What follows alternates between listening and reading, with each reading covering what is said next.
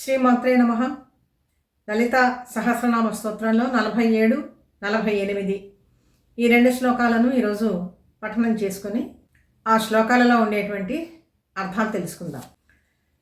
నిశ్చింత నిరహంకార నిర్మోహ మోహనాశిని నిర్మమా మమతాహంత్రి నిష్పాప పాపనాశిని నిష్క్రోధ క్రోధ శమని నిర్లోభ లోభనాశిని నిస్సంశయ సంశయగ్ని నిర్భవ భవనాశిని. అంతకుముందు 46వ శ్లోకంలో నీరాగ రాగమథని నిర్మద మదనాశిని అన్న నామాలకు మనం వివరణ చెప్పుకున్నాము. ఎందుకు పరమేశ్వర నామాలు అనునిత్యము కూడా జపం చేస్తూ ఉండాలి, స్తోత్రం చేస్తూ ఉండాలి అని చెప్పినంటే మనలో ఉండేటువంటి దుర్భావాలు ఏవైతే ఉన్నాయో రాగము, క్రోధము, ద్వేషము, ఇటువంటివన్నీ కూడా లోభము, వీటినన్నింటినీ కూడా తొలగిస్తుంది తల్లి. ఆమె ఎట్లా తొలగిస్తుంది? ఆమెకి ఇటువంటివి ఏమీ కూడా లేవు కాబట్టి అన్నటువంటి అర్థాన్ని మనం చెప్పుకుంటూ ఈ శ్లోకంలో 47వ శ్లోకంలో నిశ్చింత నిరహంకార, ఆ తల్లికి ఎటువంటి చింత లేదు. చింతలు, దుఃఖాలు, బాధలు అన్నీ ఉండేటువంటివన్నీ కూడా మానవులకి. ఎందుకని ఇటువంటి దుఃఖాలు, చింతలు వస్తూ ఉంటాయి అంటే ఏదో అనారోగ్యం వల్ల కానీ, బంధువియోగం వల్ల కానీ, ధన నష్టం వల్ల కానీ, ఏదో అనుకున్న పనులు జరగకపోవటం వల్ల కానీ, ఇటువంటివన్నీ కూడా మన మనసును పట్టి పీడిస్తూ ఉంటాయి. అందుకని చెప్పి ఇవన్నీ కూడా చింతలు, దుఃఖాలు కారణాలు అవుతూ ఉంటాయి అన్నమాట. వీటిలో పడి మనం పరమేశ్వర ధ్యానము అనేటువంటిది ఏ కోసైనా కూడా మనసు నిలవదు. ఈమె పరమేశ్వరి అన్నిటికంటే కూడా అతీతురాలు కాబట్టి ఆమెకి ఎటువంటి చింత లేదు. నిత్యానంద స్వరూపిణి, బ్రహ్మానంద స్వరూపిణి, సర్వ జ్ఞానప్రదాయిని, జ్ఞానానందాలే తల్లి యొక్క స్వరూపం కాబట్టి ఆమెకి ఎటువంటి చింత లేదు. చింత లేనివాడే చింత ఉన్నవాళ్ళకి తొలగించగలడు. ధైర్యంతో ఉన్నవాడే అధైర్యంగా పిరికితనంగా ఉన్నవాడి పిరికితనాన్ని పోగొట్టగలుగుతాడు. మనకి అవగుణాలన్నీ కూడా మనలో ఉంటాయి కాబట్టి అవగుణాలు లేనటువంటి తల్లిని మనం ఆశ్రయించాలి. అందుకని తల్లికి ఎటువంటి చింత లేదు. అందుకని నిశ్చింత, ఆమె నిశ్చింత కాబట్టి మన చింతలన్నింటినీ కూడా పోగొడుతుంది. నిరహంకార, అహంకారం, నేను అనేటువంటి భావమే అహంకారం అండి. ఇది అనేక రకాలుగా ఉంటుంది. సాత్విక అహంకారం, రాజసిక అహంకారం, తామసిక అహంకారం, ఇటువంటివన్నీ కూడా ఉంటాయి.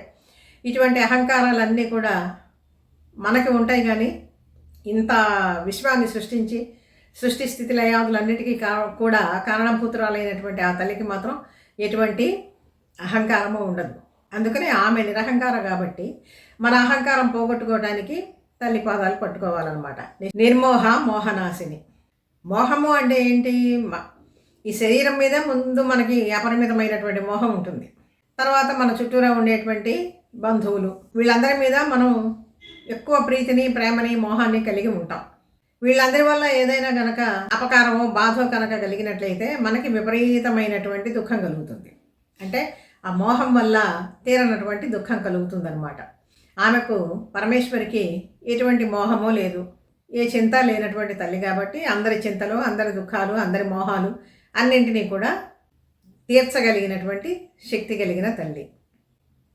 నిర్మోహ మోహనాశిని, నిర్మోహ మోహనాశిని, నిర్మమ మమతాహంత్రి. మమత్వం అంటే ఏంటి? నాది అని అనుకోవటం మమత్వం. ఈ శరీరం నాది, ఈ ఇల్లు నాది, ఈ ధనం నాది, నాది అని చెప్పి అనుకోవటమే మమత్వం. ఇది నేను అనుకుంటే ఏమో అహంకారము, నాది అనుకుంటే ఏమో మమత్వము. ఈ రెండింటి మధ్య తేడా గమనించుకోవాలి. నా వల్లనే జరుగుతూ ఉన్నది అంటే ఇది అహంకారం. కాదు, ఇవన్నీ నావే అని అనుకుంటే కనుక ఇది మమత్వం. ఈ రెండు కూడా బంధ కారణాలే అవుతాయి. కాకపోతే వీటి నుంచి తప్పించుకోవటం చెప్పినంత తేలిక కాదనుకోండి. కాకపోతే నిరంతరం కూడా అభ్యాసం చేయటం వల్ల కొద్దిగానైనా వీటి నుంచి విముక్తం కావడానికి అవకాశం ఉంటుంది. అందుకని ఆ తల్లి ఎటువంటిది? ఈ భావాలన్నీ కూడా లేనటువంటిది కాబట్టి నిర్మోహ మోహనాశిని, నిర్మమ మమతాహంత్రి, నిష్పాప పాపనాశిని. నిష్పాప, మనమందరం కూడా పాపాలు చేస్తూ ఉంటాం. ఎన్ని రకాల పాపాలో తెలియదు. మనస్సుతో చేస్తాం, వాక్కుతో చేస్తాం, కాయంతో చేస్తాం, అంతే కదా, శరీరంతో చేస్తాం. ఈ పాపకృత్యాలు ఆచరించడంలో ముందు ఎక్కడ కలుగుతుంది ఆలోచన? మనసులో కలుగుతుంది. తర్వాత అది వాగ్రూపంలో వ్యక్తమవుతుంది, తర్వాత అది క్రియారూపంలోకి వస్తుంది. ఈ విధంగా పాపం ఒక్కటైనా కూడా 3 రకాలుగా ఉంటుందన్నమాట దాని తీవ్రత. ఆ చేసే పనిని బట్టి కూడా దాని ఫలితం అనుభవించాల్సి వస్తుంది. ఆ తల్లికి ఎటువంటి పాపాలు ఉండవు. అందుకనే ఆమె పాపనాశిని. ఆ పాపాలని అన్నింటినీ కూడా పోగొట్టేటువంటి తల్లి. ఎంత పెద్ద పాపాలైనా సరే పరమాత్మ యొక్క నామం గనక, పరమేశ్వరుడి నామం నిరంతరము గనక మనం స్తోత్రం చేసుకుంటూ ఉన్నట్లయితే, తలచుకుంటూ ఉన్నట్లయితే గనక తప్పనిసరిగా పాప విముక్తి అనేటువంటిది జరుగుతుంది. దీనికి దుర్జటి కాళహస్తీశ్వర శతకంలోనే మంచి ఉదాహరణ, మంచి పద్యం రాస్తాడండి. నిప్పై పాతక తూల శైలమడచున్ నీనామమున్ మానముల్ దాపున దమ్ముల విన్ననంతక భుజాదర్పోద్ధత క్లేశముల్ తప్పుందీరును ముక్తులౌదునని శాస్త్రంబుల్ వచింపగా తమకింక శంకలుండవలెనా శ్రీకాళహస్తీశ్వర అంటాడు ఆయన. నిప్పై పాతక తూల శైల మడచున్ నీనామమున్. పాతకాలన్నీ కూడా కలిసి ఒక పెద్ద దూది కొండలాగా ఉన్నప్పటికీ కూడా ఆ దూది కొండని నాశనం చేయడానికి ఒక నిపురవ చాలు, అది మొత్తం కూడా భస్మం అయిపోతుంది క్షణకాలంలో. అలాగే నేను ఎన్ని పాపాలు చేసినా కూడా అమ్మా నీ నామాన్ని గనక స్మరించినట్లయితే ఆ పాప రాశి అంతా కూడా దగ్ధం కాదా అని చెప్పి ఆ భావంతో ఇక్కడ నిష్పాప పాపనాశిని అని చెప్పి అంటూ ఉన్నారన్నమాట. ఈ జన్మలో ఇప్పుడు చేస్తూ ఉండేటువంటి పాపాలే కాదు, పూర్వ జన్మల్లో చేస్తూ ఉండేటువంటి పాపాలు కూడా మనల్ని వెంబడిస్తూనే ఉంటాయి. ఈ రకంగా 47వ శ్లోకానికి ఉండేటువంటి అర్థాలు మనం తెలుసుకున్నాము. ఒకసారి మళ్ళీ ఈ శ్లోకాన్ని చూద్దాం, చదువుకుందాం. నిశ్చింత నిరహంకార నిర్మోహ మోహనాశిని నిర్మమ మమతాహంత్రి నిష్పాప పాపనాశిని. 48వ శ్లోకంలో నిష్క్రోధ క్రోధశమని నిర్లోభ లోభనాశిని నిస్సంశయ సంశయగ్ని నిర్భవ భవనాశిని. నిష్క్రోధ క్రోధశమని, ఆ తల్లికి ఎటువంటి క్రోధము లేదు. మరి ఇంతమంది రాక్షసుల్ని ఘోరంగా చంపింది కదండి అని చెప్పి నేను అనొచ్చు. ఎందుకు? వాళ్ళని శిక్షించి రక్షించింది. భగవంతుడు ఎప్పుడు కూడా అంతే. దుర్మార్గులైనటువంటి వాళ్ళు, లోక కంటకులైనటువంటి వాళ్ళు ఆవిర్భవించి పాపకృత్యాలు చేస్తూ ఉంటే ఇంకా స్వయంగా పరమాత్మే అనేక రూపాలలో ఆవిర్భవించి వాళ్ళని సంహరించి లోకాన్ని రక్షిస్తాడు. ఆ విధంగా పరమాత్మ చేతిలో సంహరించబడటం కూడా అది కూడా ఒక పుణ్య విశేషమే కదా. ఈ లోకకంటకులైనటువంటి రాక్షసులందరినీ కూడా వధించి, తల్లి చేతిలో మరణం అంటే సామాన్యం కాదు, అందరికీ రాదు. ఆ విధంగా వాళ్ళకి ముక్తిని ప్రసాదిస్తుంది, లోకాలని రక్షిస్తుంది. అందుకని ఆమెకు ఎటువంటి క్రోధము లేదు. నిష్క్రోధ క్రోధశమని. ఆ తల్లి నామాలు గనక నిరంతరము పరమేశ్వరు నామాలు గనక మనం స్తోత్రం చేస్తూ ఉన్నట్లయితే క్రోధశమని, మనలో ఉండేటువంటి ఈ దుర్గుణం క్రోధం ఉన్నది చూసారా? క్రోధాద్భవతి సమ్మోహ సమ్మోహ స్మృతి విభ్రమ. ఈ క్రోధం అనేటువంటిది తప్పనిసరిగా తగ్గిపోతుంది. ఒక సాత్విక గుణం అనేటువంటిది మనసులో అభివృద్ధి అవుతుంది. తర్వాతి నామం నిర్లోభ లోభనాశిని. ఆమెకి అసలు లోభిత్వం అనేటువంటిది లేదు. లోభగుణం అనేటువంటిది చాలా అన్యాయంగా ఉంటుందండి, చాలా పిసినిగొట్టుతనం. దానికి వ్యతిరేకమైనటువంటిది త్యాగం. పెద్ద పెద్ద కావ్యాలు దాకా, శాస్త్రాల దాకా అక్కర్లేదు. చివరికి వేమన యోగి కూడా చెప్తాడు కదా, లోభివాని నడుగ లాభంబు లేదయా విశ్వదాభిరామ వినురవేమానని. కాబట్టి లోభగుణం అనేటువంటిది చాలా దుర్గుణం. ఎంతో ధన సంపాదన వాడు చేసి ఉండవచ్చు, కానీ లోభితనంతో కనుక ఉన్నట్లయితే ఎందుకు ఆ ధనం అంతా కూడా వాడేం మూట కట్టుకుని పోడు కదా రేపు.